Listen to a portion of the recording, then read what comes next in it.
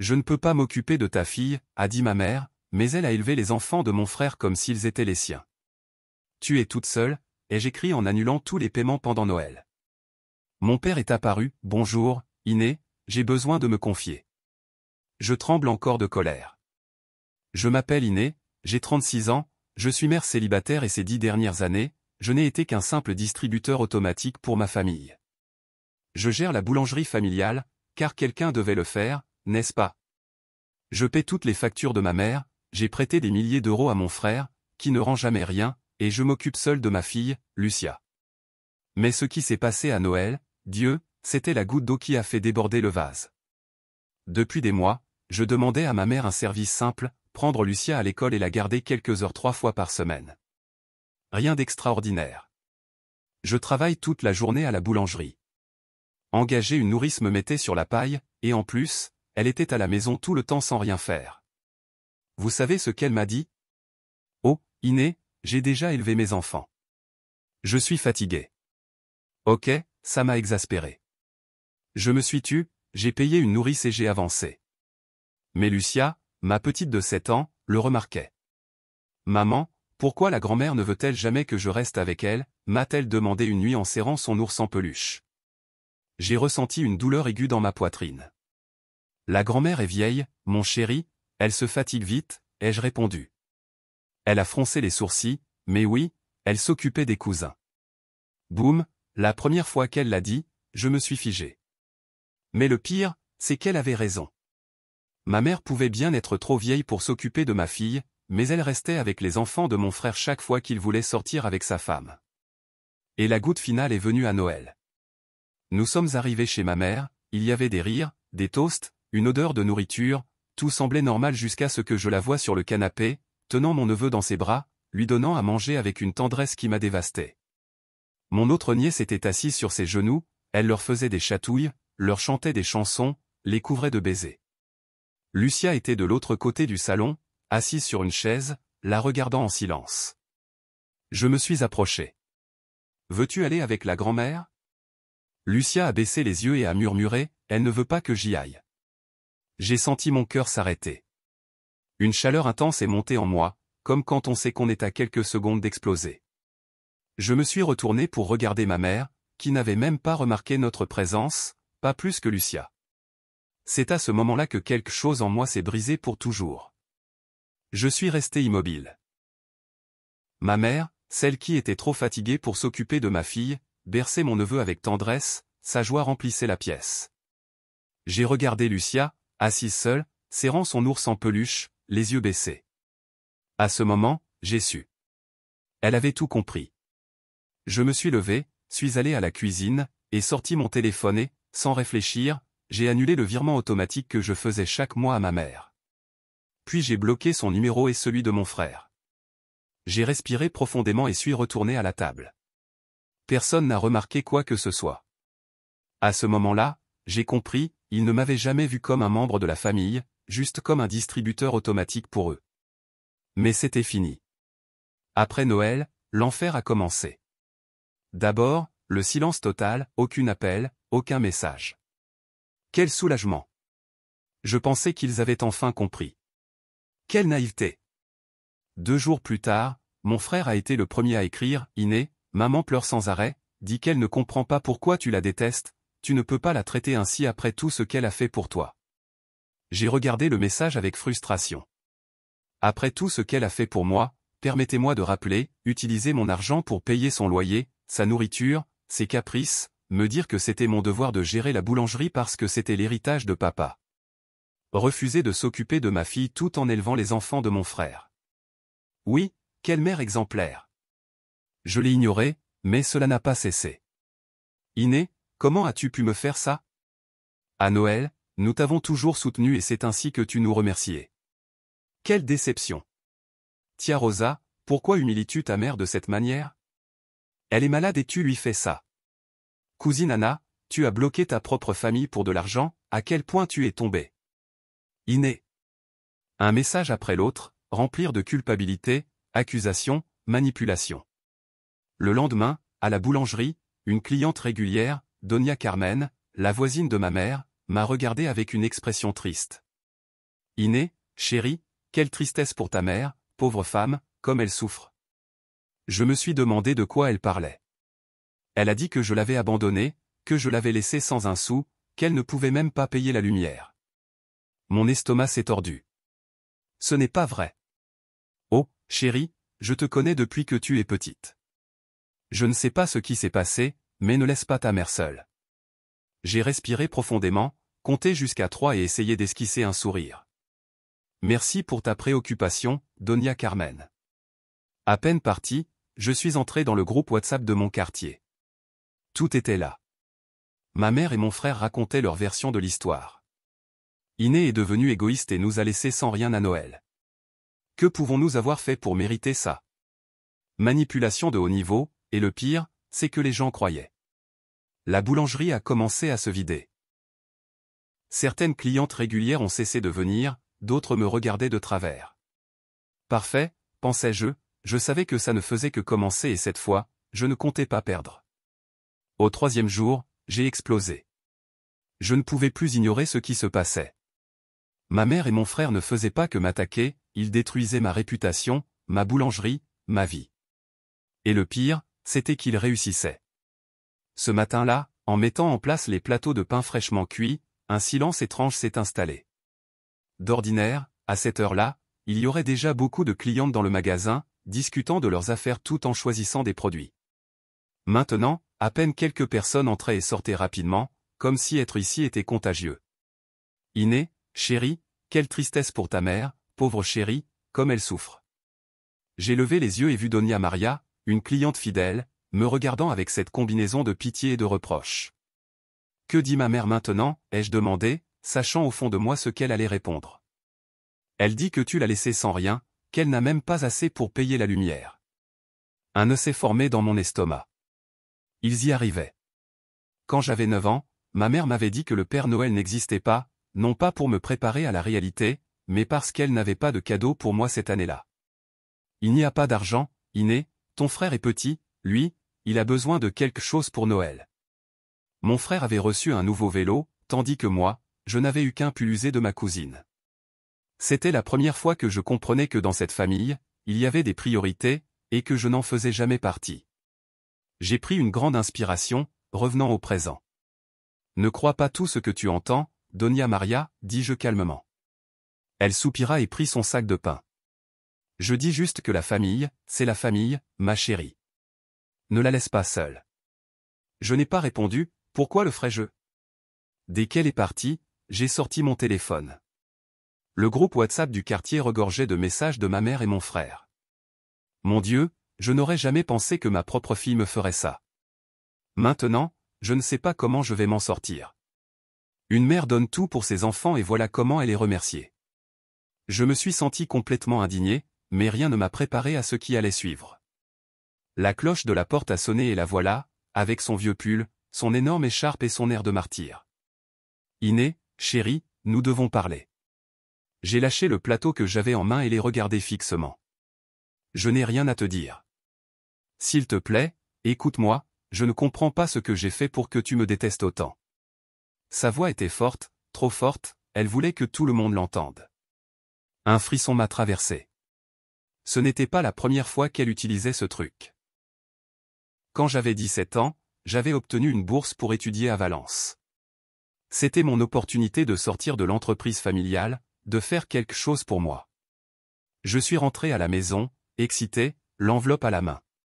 Maman, j'ai réussi, j'ai eu la bourse. Elle n'a même pas souri. Et la boulangerie, Iné, qui va s'en occuper? Mais c'est ce que je veux, c'est mon avenir. Ne sois pas égoïste, ton père serait déçu. J'ai déchiré la lettre cette même nuit. Maintenant, des années plus tard, je me trouvais au même endroit, écoutant les mêmes mots. Tu veux vraiment parler de ça? Très bien, parlons-en. Ses yeux se sont plissés, elle ne s'attendait pas à ce que je lui fasse face. Je voulais juste comprendre ce qui t'est arrivé. Avant, tu étais si bonne, si généreuse. Qu'est-ce qui t'est arrivé? La même chose qui se passe quand on est utilisé pendant des années et qu'un jour, on ouvre les yeux. Un silence inconfortable s'est installé dans la boulangerie, mais à ma mère, cela n'a jamais importé. Je t'ai seulement demandé un peu d'aide. Est-ce un crime maintenant? Aide-moi sans aucune envie, bien sûr, comme quand tu m'as demandé de t'aider à payer tes dettes ou pour que je gère la boulangerie, ou pour donner de l'argent à mon frère parce que, pauvre, il a une famille. Et moi? Que suis-je pour vous? Un distributeur automatique. Pourquoi ne m'avez-vous jamais traité comme une fille ou une sœur? Son visage a changé, elle savait que j'avais raison. Regarde comment tu me parles, moi qui t'ai donné la vie. Tu m'as donné la vie, mais j'ai donné des années de la mienne, et j'en ai assez. Un silence tendu s'est installé, ma mère a compris qu'elle ne céderait pas. Elle a donc dégainé sa dernière carte. Elle a fermé les yeux et a soupiré, comme si elle espérait que ses larmes changent ma décision. Mon Dieu, qu'ai-je fait de mal pour mériter cela? Ma propre fille me traite comme une étrangère. Que va-t-il se passer pour moi? Quand Lucia avait 5 ans, je lui avais demandé de s'occuper d'elle 3 après-midi par semaine. Je n'avais personne à qui la confier et payer une nourrice me coûtait trop cher. Oh, Iné, j'ai déjà élevé mes enfants. Je suis trop fatigué pour m'occuper de petits. Je me suis toujours tue jusqu'à ce qu'un jour, je doive sortir du travail plus tôt et que je passe chez elle. Ma mère était dans le parc avec les enfants de mon frère, jouant avec eux, les serrant dans ses bras, leur donnant des glaces. Lucia, assise à l'arrière de la voiture, a vu la scène et m'a regardé avec des yeux pleins de questions. Pourquoi elle, et pas moi? Je ne savais pas quoi lui répondre. Maintenant, en voyant ma mère pleurer devant moi, je savais. J'ai pris une grande inspiration et ai lâché la phrase qui a tout changé pour toujours, tu sauras, maman, comme tu savais te charger des enfants de mon frère, tout en laissant ma fille seule. Silence. Son visage est devenu rouge, elle savait qu'elle n'avait pas d'argument. Elle essuya ses larmes de crocodile et me lança un regard fulgurant. Le temps dira comment cela se termine. Sur ce, elle est partie de la boulangerie comme une reine offensée. Les rares clientes restantes sont restées figées, et l'une d'elles, une vieille dame, m'a regardé et a murmuré, « Ne l'écoute pas, ma chérie, les gens finissent par comprendre la vérité, tôt ou tard. » Et à cet instant, j'ai compris quelque chose, ma mère avait gagné la première bataille. Oui, mais la guerre n'était pas terminée. Si elle voulait que tout le monde me voie comme la méchante, je leur montrerais qui était vraiment la victime, et je le ferai avec la vérité. Le matin suivant le scandale de la boulangerie, j'ai su que ça ne s'arrêtait pas là. Ma mère ne resterait pas silencieuse après avoir été humiliée en public. Elle ne perd jamais, et effectivement, en milieu de matinée, mon téléphone a commencé à se remplir de messages. « Frère, qu'est-ce qui ne va pas chez toi? Tu as fait pleurer maman devant tout le monde, tu es une honte. Tia Rosa, Iné, tu es allé trop loin. Ta mère est détruite. Voisine du quartier, je ne sais pas ce qui s'est passé entre vous, mais traiter ainsi ta propre mère n'est pas bien. » Un message après l'autre, ma mère déplaçait ses pions. Je n'ai pas répondu, je savais que répondre ne ferait que me faire entrer dans son jeu. Mais ce n'était plus juste un drame familial. Ma mère voulait me détruire, et le pire, c'est que ça fonctionnait. Je suis allé au marché l'après-midi car j'avais besoin de provisions pour la boulangerie, mais à peine entré, j'ai remarqué les regards. Un couple de femmes m'a reconnu et a chuchoté entre elles. L'une d'elles a même fait un geste de désapprobation. « Pauvre Sonora Dolores », murmura-t-elle. Elle a élevé sa fille avec tant de peine, et regarde comment elle lui rend. La rage est montée en moi, du fond de ma poitrine jusqu'à ma gorge. En serrant les dents, j'ai continué à avancer, feignant de ne rien entendre. Mais je l'ai entendu. Quand j'avais 9 ans, ma mère me disait de ne pas être capricieuse. Iné, les bonnes filles ne demandent rien, il faut se contenter de ce qu'on a. Ainsi, quand des occasions spéciales se présentaient, je ne demandais jamais rien. Mais un jour, juste avant Noël, ma maîtresse à l'école nous a demandé de faire une liste de souhaits. J'ai écrit une seule chose, une poupée en tissu. Cette nuit-là, pendant le dîner, je l'ai mentionné timidement. Maman, si c'est possible, cette année, j'aimerais une poupée. Elle a soupiré, fatiguée. Iné, pourquoi veux-tu une poupée? Tu es grande maintenant, en plus, ton frère a besoin de choses plus importantes. Le 25 décembre, lui a reçu une voiture téléguidée, tandis que je n'ai eu qu'une vieille écharpe. Ce jour-là, j'ai appris que mes désirs seraient toujours moins importants que ceux des autres. Maintenant, en voyant le quartier me juger sans connaître toute l'histoire, je ressentais la même chose qu'autrefois. La même sensation de savoir que, quoi que je fasse, je serai toujours la méchante. Cet après-midi-là, j'ai décidé de faire quelque chose que j'avais longtemps reporté. Je suis allé chez mon père. Je ne l'avais pas vu depuis presque 1 an. Il avait toujours été un homme silencieux, neutre, absent. Quand il a ouvert la porte, il m'a regardé en silence pendant quelques secondes avant de me laisser entrer. « Je savais que tu viendrais, dit-il. Ta mère a bien travaillé pour s'assurer que tout le monde soit au courant. Sa maison sentait le café et le vieux tabac. Tout était à sa place, parfaitement ordonné, tout comme lui. Je me suis assise devant lui, les bras croisés. « Et toi, qu'en penses-tu » soupira-t-il. « Je pense que je sais comment est ta mère, et je sais aussi que pendant des années, je n'ai rien fait pour l'empêcher. » J'ai levé un sourcil. Mon père n'avait jamais été un homme qui admettait ses erreurs. Quand j'avais 14 ans, je me suis cassé un doigt en jouant au parc. Je suis rentré en pleurant, la main enflée, et ma mère m'a engueulé d'avoir été si négligente. Mon père, quant à lui, s'est contenté de s'asseoir à table et de continuer à lire le journal. Il ne disait jamais rien, il ne faisait jamais rien. C'est donc en entendant qu'il admettait, même à moitié, sa culpabilité que je fus surprise. « Alors, pourquoi la laisses-tu faire cela ?» Mon père s'est penché en avant, frottant son visage avec ses mains. « Parce que parfois, il est plus facile de la laisser faire son théâtre que d'affronter la vérité. » Je suis restée silencieuse. Il ne l'a pas dit, mais je l'ai su, lui aussi avait peur d'elle. J'ai redressé la tête et parlé avec fermeté. « Eh bien, je ne vais pas la laisser gagner. » Il a lentement hoché la tête. « Fais ce que tu as à faire, Iné. Il est temps. » Je me suis levé, prête à partir, mais avant de sortir, je me suis tourné et les regardé fixement. « Si un jour tu décides de cesser de regarder de loin, tu sais où me trouver. » Je n'ai pas attendu de réponse. Cette nuit-là, avant de fermer la boulangerie, j'ai sorti mon téléphone et je suis allé sur la page Facebook du quartier. Je savais que c'était là que tout le monde commentait. Je savais que ma mère avait déjà semé sa version de l'histoire, mais j'avais quelque chose de mieux, la vérité. J'ai écrit un seul message. Cela fait des années que je maintiens ma mère et mon frère.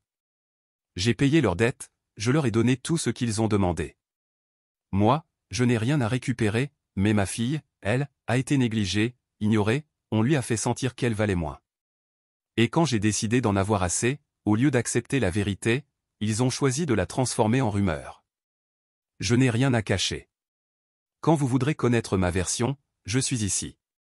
Puis j'ai éteint mon téléphone et je suis resté à regarder la boulangerie vide. Demain, tout le monde saurait qui était la véritable victime. Parce que maintenant, c'était mon tour de faire du bruit. Lorsque je me suis réveillé le lendemain matin, mon téléphone explosait. J'ai ouvert les yeux et vu l'écran rempli de notifications, des centaines de commentaires. La publication que j'avais écrite la veille sur Facebook était devenue virale dans le quartier. Certaines personnes me soutenaient, d'autres m'attaquaient. « Iné, je te crois, j'ai toujours su qu'il se passait quelque chose de louche dans ta famille. Je ne sais pas quelle histoire tu racontes, mais ta mère a toujours été une sainte.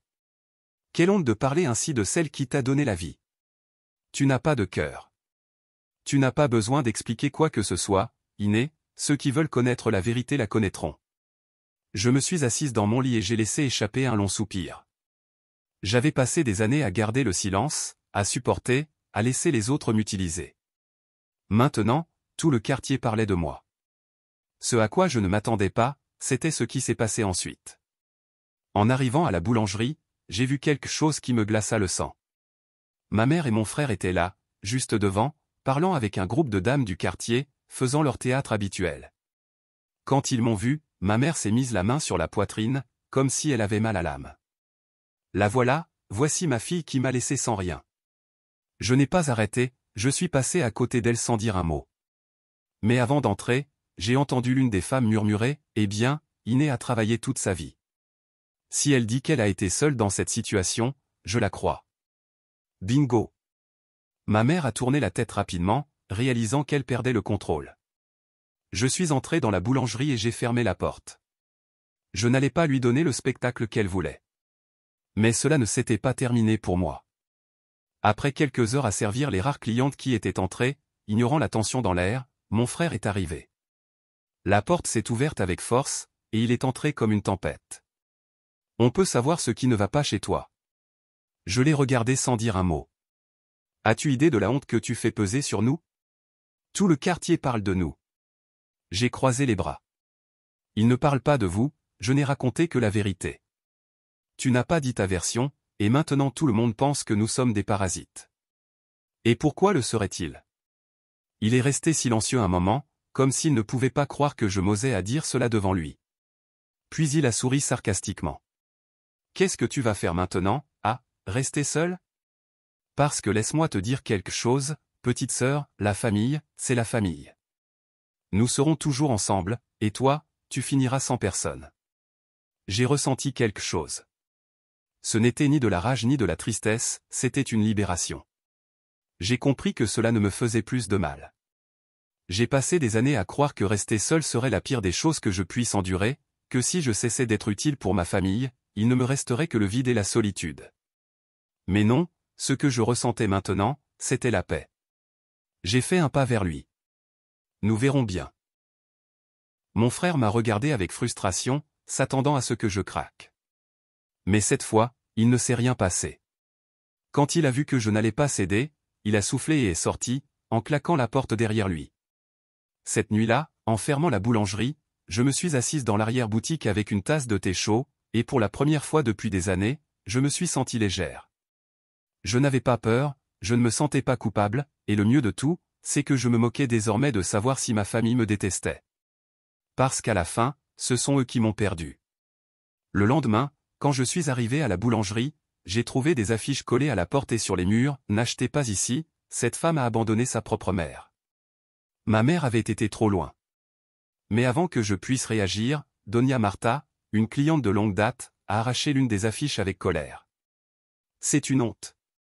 Je sais qui est Iné, et je ne vais pas permettre cela. Plusieurs voisines ont fait de même. Ma mère perdait le contrôle de l'histoire. À midi, j'ai reçu un appel inattendu.